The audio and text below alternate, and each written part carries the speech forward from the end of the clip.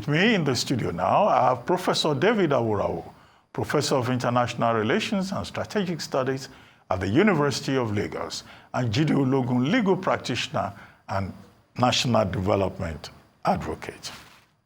Gentlemen, good to see you again on the show, where today we have had two guests, Honorable Ogene Ima Ogene, Honorable Ogene, who was talking about the proposal to create 30 more states.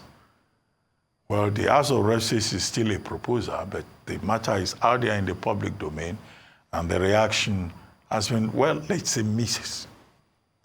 And then, of course, we have Professor Femi Otubanjo, who commented on Ecowas, the roundtable session that the Gusau Institute in Abuja organized last week, and some of the submissions there about the future of ECOWAS relationship with former members. And then, of course, we talked about USAID and President Trump's executive order reducing, carving out, or just suspending the operations of the USAID. And then, of course, what Professor Tubanjo described as Trump's transactional politics, which he says is not supported by any intellect or knowledge, just a psychological approach to foreign policy, as he called it, citing also the example of the real estate transaction that Trump is proposing in Gaza, and how that translates into, ipso facto, he said, a rejection of the two-state solution that many other states have been proposing as the key to peace in that area. Professor Aworawo, let's start with you. Yeah, I'll begin from home, from the national issue of state creation. Honorable Ogenego, my very good friend, of course, spoke on the states, the need for states, the agitation over the years for states, and why it is not out of place that the House of Reps is, debating what states will be created and all. Well, I'm surprised that people are still talking about state creation in this age and time in Nigeria.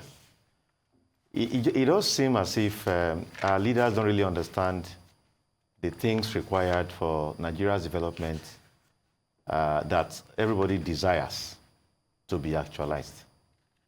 What do we need states for? States should be merging, not new ones being created. Of the 36 odd states that we have, more than 2/3 of them are not viable.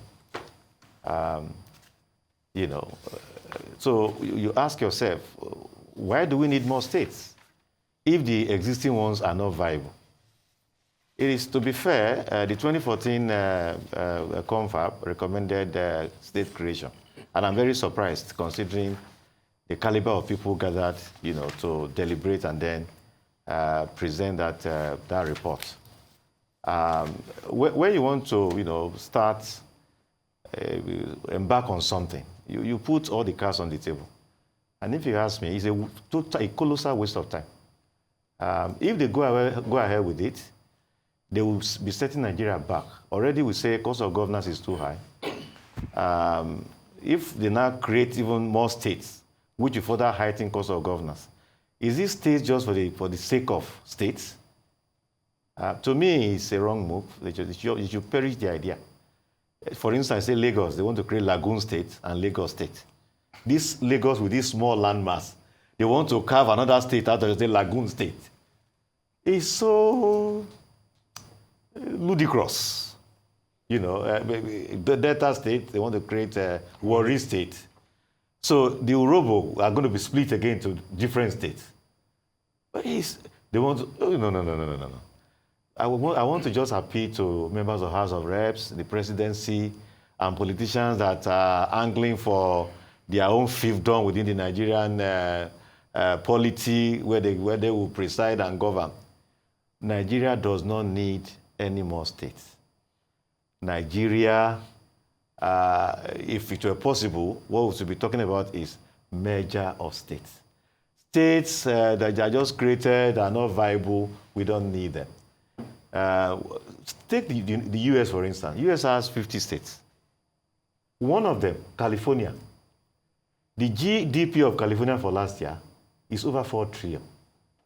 The entire Africa's GDP for last year was 2.8 trillion. California has 39 million people.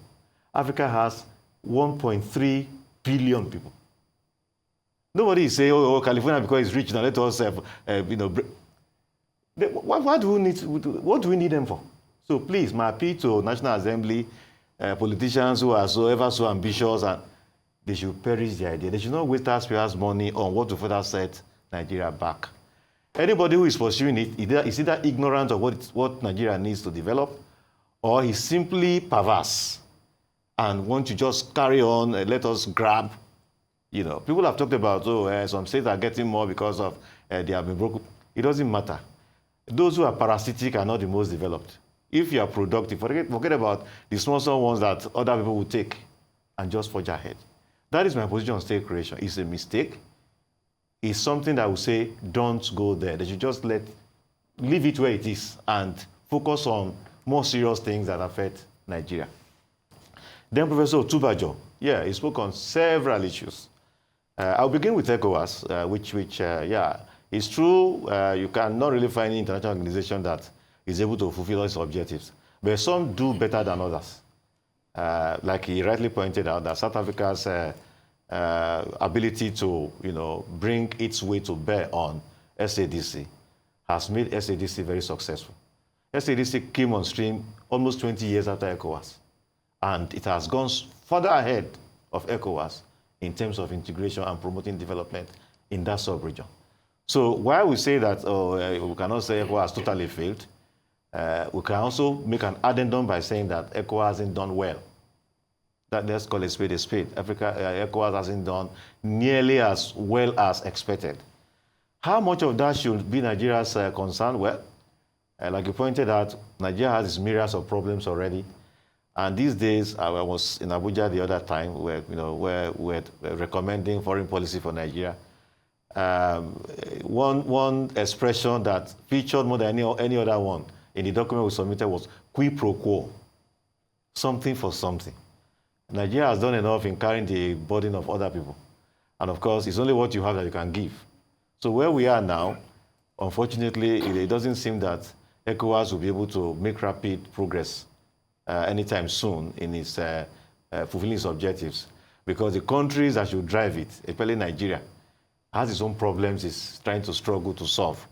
And so it won't leave its problems and then begin to carry ECOWAS on its head. But a couple of other things can be done beyond just the financial, structural, and then commitment. All of those things can help ECOWAS to do a lot better. The states that are leaving, I'm happy the way ECOWAS has handled it. It has left the doors open. The other members of the other states that are angling to that, they have left. Burkina Faso, Niger, Mali. They are allowing them to enter ECOWAS countries as if their countries are not left. And that is the way to go. Because those countries are making a mistake. And ECOWAS should not use a sledgehammer to kill a fly.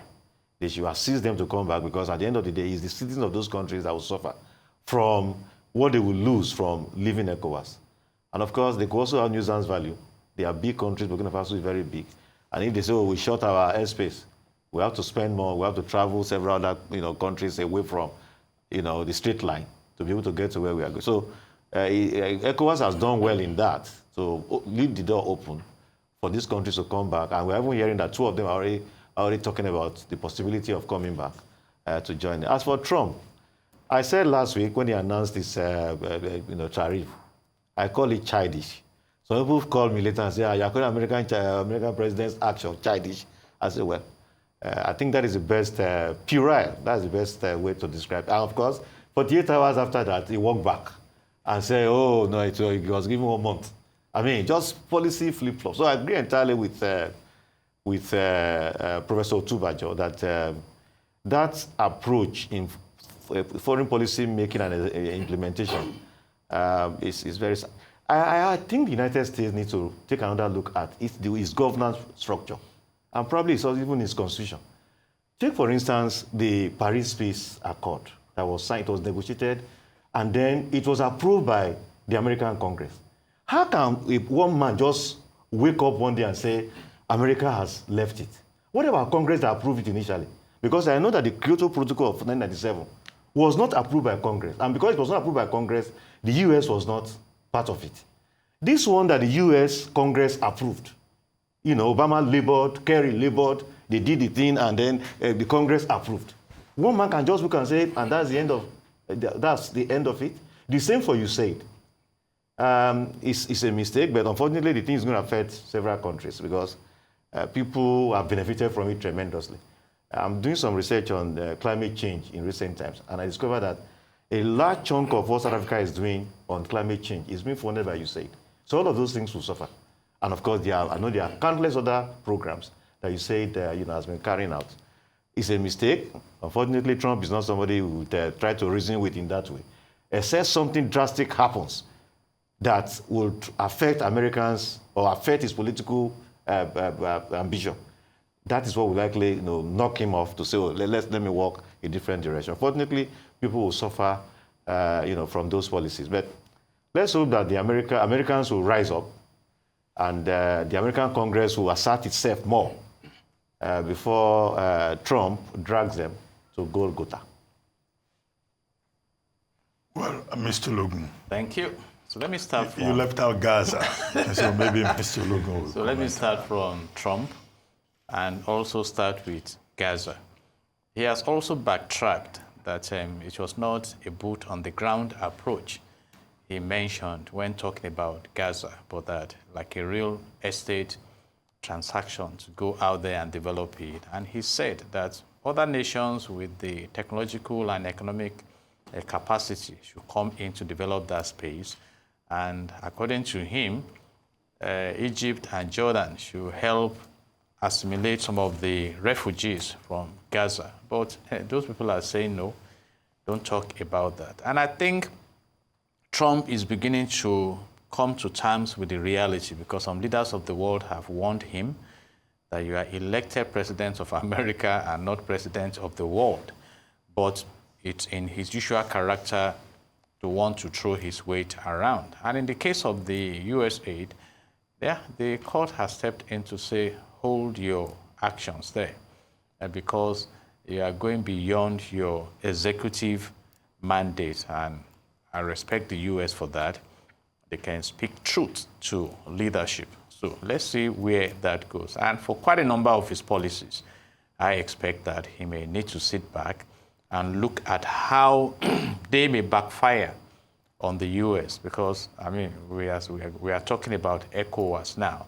You may come to a point where other nations you think you are exercising dominion over. They begin to come together and see how to deflate your influence in the economic and political environment. And of course, China is already doing that gradually, particularly in their comments on the Gaza issue. And talking about ECOWAS, I love what General Gowon, retired, said, and he's a surviving founder of ECOWAS that was established in 1975 in Lagos here. So as ECOWAS is approaching 50 years, 28th of May, 1975, it's time to reflect. And his advice is germane. The elders have a saying that you don't bring out a goat that goes into a China ware shop by force. You must become with that goat, otherwise all the China wares will be down, but you still succeed in bringing out that goat. So I expect ECOWAS to see this as an opportunity to review the impact over the 50 years of existence and see how the presence can be felt more in the West African sub-region. I know that in the area of transportation, energy, and trade exchange and things, they've done a bit, but basically the best has not been delivered to the citizens. And I'm monitoring the leader in Burkina Faso, and it's as if he's trying to create a picture of attending pragmatically to the challenges in his region. And if this matter is not engaged strategically, it may backfire. And I hope that we listen to the voice of the elder, General Gowon, who is still around to monitor. And that brings us to this state creation. Again, General Gowon has played a major role in state creation in Nigeria.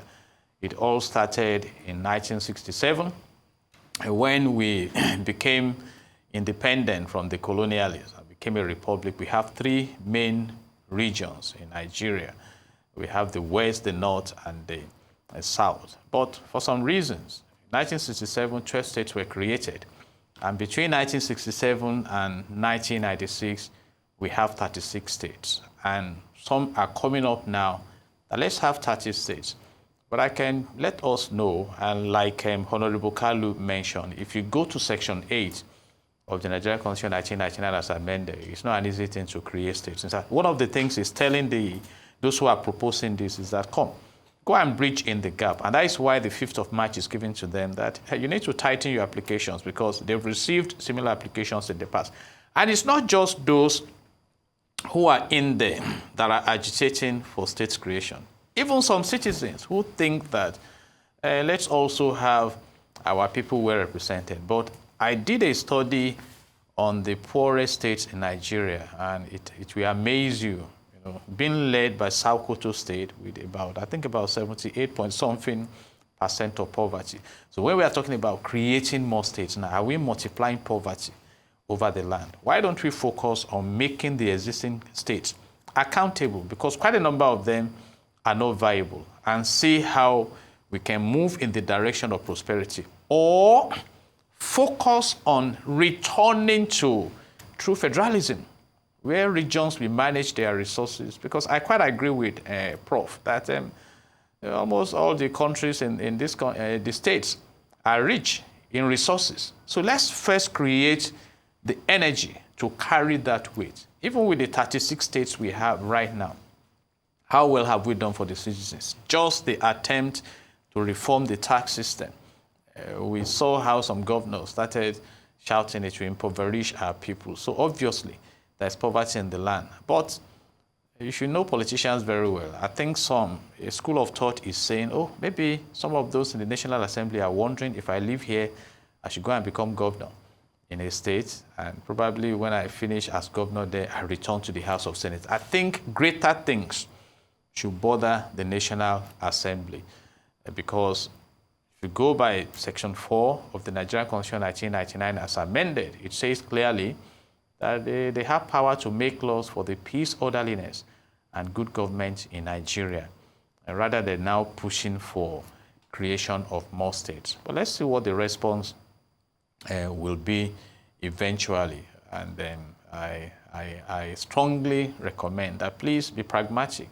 Look at the issues that are of concern now so that people don't see you as being selfish. We have the issue of insecurity in the land. We have our economy that is going through challenges. So how can we stabilize? Let's focus on that. The need to bring healthcare to the citizens and basic amenities to enjoy life, and bring down inflation and make the economic environment friendlier for investors. So on that note, we monitor how far the proposal for 30 more states. And again, the Honorable said it's not 31 states that are being proposed, 30 states. Whether they are 30 or 31, is the time right for having more states now when the existing states are even struggling, quite a number of them, to survive. Okay, quickly, let's take another subject.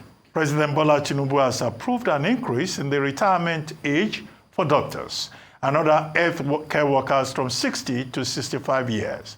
The National Publicity Secretary, Nigerian Medical Association, Dr. Manir Bature, made the disclosure in a statement on Wednesday in Lagos. Dr. Bature disclosed that the coordinating Minister of Health and Social Welfare, Professor Mohammed Pate, has been directed to formally present the approval to Council on establishment through the Office of the Head of Service for finalization. He confirmed that the minister conveyed the policy shift during a high-level meeting with the president of the Nigerian Medical Association, Professor Bala Audu, and key stakeholders in the health sector. Well, let me start with you, Mr. Ologun. Should doctors and other healthcare workers be jubilating that now they can stay on in service till the age of 65? I commend that if it flies through. And one of the reasons given is so that they can pass down effective trainings to those who are coming up and have more time to attend to the needs of healthcare in Nigeria, particularly when we are dealing with the issue of brain drain and many professionals getting out of the country to seek greener pastures. Whatever can be done to help that sector of our national life be more productive towards the citizens, I think I support that. And it should be a cherry development for them. But then, not in isolation. You also need to look at the welfare, in HR.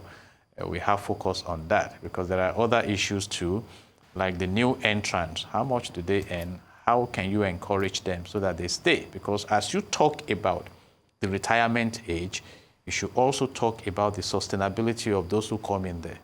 Are you capable of retaining them? Are you sure that within a few years, they also will not dust their certificate and get out of the country? But it's a good step in the right direction, particularly in the area of passing that experience down to those who are willing to learn. Because in some countries of the world, even when you are above 65 and your services are still relevant, they create space for you and make you comfortable to render those services.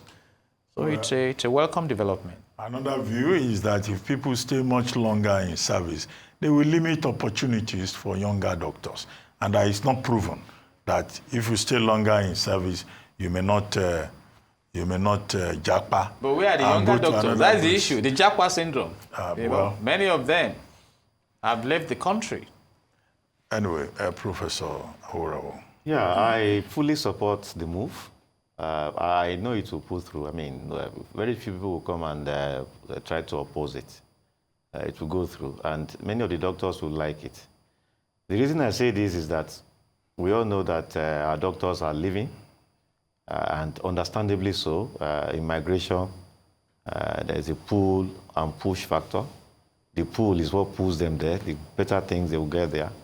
The push is the bad conditions here that will make them say, let me go somewhere else. Those who decide to stay, of course, there are people, it doesn't matter how good a foreign country is, they will not want to leave. So if those ones that have decided to stay, they can stay till 65. Of course, that will enhance delivery in the health sector. Right now, as we speak, there are many hospitals that have shut down some units, some departments even, because of paucity of manpower. Even Luth. I was at Luth the other time. I went to see a friend and we were discussing, and there were comments along that direction that in this unit, virtually everybody had left, and so they had to shut it down. So if we have people who decide to stay, and then they can stay till 65, it will help to retain some people, and it will be good for the health sector. But again, the point Barrister Ologun made is important. It's not just to say you can stay till 65. It's also, what are the incentives for them to stay? If you are here and all you earn is about the average of $250, and you can go abroad and earn $15,000, I mean, the chances that you stay are remote. And so this increment, this proposed increase in retirement age should be accompanied by a comprehensive review, an overview and review of the condition of service, the pay and everything. Those are even more fundamental, because people will not have to leave.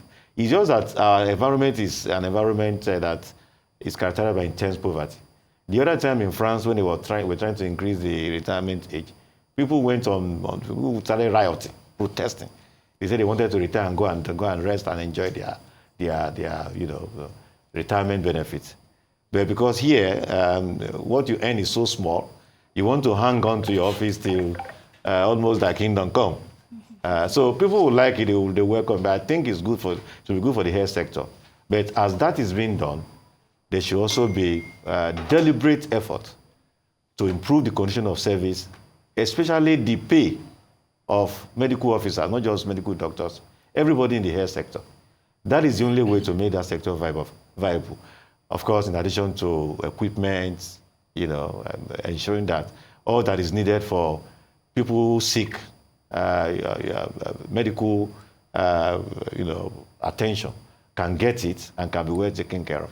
Too many Nigerians have died needlessly because of the mediocre nature of the health sector and the very poor pay of medical doctors and other health workers. Okay, let's take one more topic before we call it a day. The Nigerian Civil Aviation Authority, NCAA, says it is initiating maximum enforcement action against Kenya Airways for a large number of consumer protection infractions. The regulatory body said it had put its legal department on notice to ensure due process is followed in addressing issues bordering on cases of refunds not paid, lost baggage not compensated for, despite admitting to losing them, and failure to honor commitments. NCAA's Director of Public Affairs and Consumer Protection, Michael Achimugu, disclosed this while giving an update on the development concerning the maltreatment of Nigerian passengers by the East African carrier. Quickly, let me come back to you, Professor Aworawo. Yeah, again, it's something that makes me happy that the government is standing up for Nigerians. This story that led to this of a Nigerian lady was traveling and issues were raised. The Kenya Airways could easily have, checked her into a hotel, and all of this controversy would not have been required. But they were sticking to the law. The law says that if you don't have a transit visa, you are on your own and all that. That was what led to all of it. I've flown Nigerian Kenya Airways before, and we had an issue like this, but they checked us into a hotel in Nairobi on our way to South Africa. But they were trying to quote law in this context. But beyond that, there are, they just, especially Nigerians, and the fact Nigeria does not have its own carrier, they just think that Nigerians can be treated disparagingly, can be just treated contumely. So it's in the right direction, what the NCAA is doing now. It will check, e-treatment of Nigerians who fly this. They are not carrying Nigerians for free. They are paying for the service. And if services are not rendered, of course, an agency like NCAA that has the responsibility to protect Nigerians, taking action like this is welcome. But again, that brings us to the broader picture of when will Nigeria have its own carrier? Not the kind of the opaque, Adisirika, Air Nigeria. You see Air Nigeria, they call it. They just printed one plane and brought that. Not that type. A carrier that will fly Nigerians, and that will have Nigerian flag, and Nigerians will be proud of. That is another level. But what the NCAA has tried to do now is welcome. To keep those airlines in check, and it will also be to the benefit of the Nigerian flyer. Mr. Ologun. Thank you. And the aspect of concern to me is that we have this issue of Part 19 of the NCAA regulations of 2023 that covers this. And I was so worried when I read that NCAA is now trying to bring airlines together to have a seminar or whatever with them. That means we have these regulations, we don't implement them. So what do you expect? If we flout the regulations, and Kenya Airways was given about 48 hours to redress, including apology, refund, and necessary compensation. But even when the 48 hours were gone, they requested for more time, but refused to do the needful. And I think it's a slap on the nation.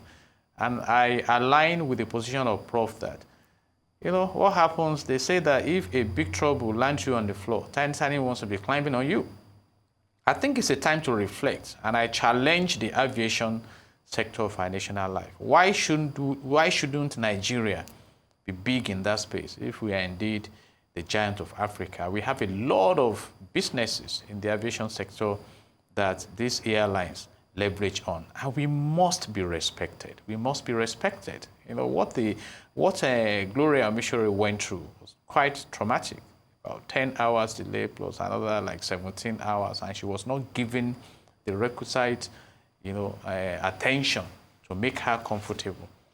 I recall I was going to Texas from Washington, and we had flight postponement somewhere midway. I was so amazed how they brought snacks to us, apologizing, and I was wondering, why can't we have this, replicated? But it's all about how you position yourself, and I think Nigeria must begin to earn that respect. So I don't just want to read about this, that there's a plan to bring maximum redress. Let's read about it. Let's get to the end of this story. Let them know Nigeria is a nation and not just a tiny community in a corner in Africa. So we monitor to see how this will go, and other airlines should begin to learn that you cannot just be subjecting your passengers to unfriendly treatment. In fact, I understand one of the workers was telling the lady, if you like, go and report to your president, when the lady was trying to demand for her rights. I mean, that is insultive, and we shouldn't allow it at all. Well, on that note, I would like to thank you very much, Professor Aworawo and Mr. Ologun. Thank you very much indeed. Thank God. See you again next week. You've been watching This Day Live, the Sunday talk show, here on Arise News. I'm Ruben Abati. From my entire team here in Lagos, it's bye for now, and thank you very much for watching.